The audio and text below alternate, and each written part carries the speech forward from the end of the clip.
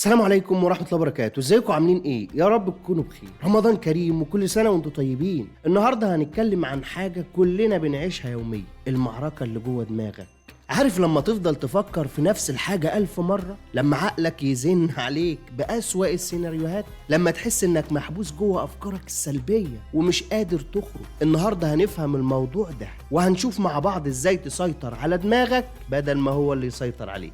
الكاتب بيقول إن 90% من الحاجات اللي بنقلق علشانها مش بتتحقق أصلاً. تخيل كده، كل القلق والتوتر والخوف اللي جوه دماغك ده كلها حاجات وهمية، لكن المشكلة إن عقلنا بيتعامل مع الوهم ده كأنه حقيقة، وهنا بتبدأ المعركة. كريم طول الوقت قلقان من بكرة، خايف من الفشل، من كلام الناس، من القرارات اللي لازم ياخدها. كل يوم قبل ما ينام دماغه بتتحول لساحة معركة، والسيناريو الأسوأ بعده سيناريو أسوأ منه، وبعده كارثة هو متخيلها في دماغه. وفي يوم قرر يعمل حاجة حلوة، كتب على ورقة إيه أسوأ حاجة ممكن تحصل، إيه احتمالية إنها تحصل بجد.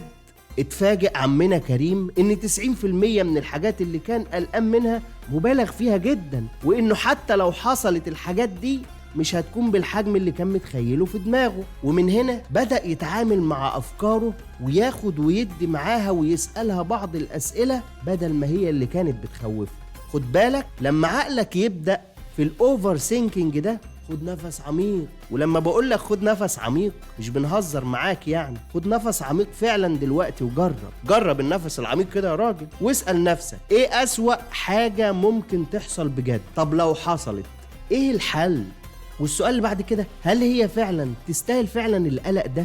وخد بالك ان القلق مش بيحل المشاكل، هو بس بيضخمها. الحل دايما في الفعل، في الأكشن يا صديقي اللي انت ممكن تعمله، مش في التفكير الزيادة.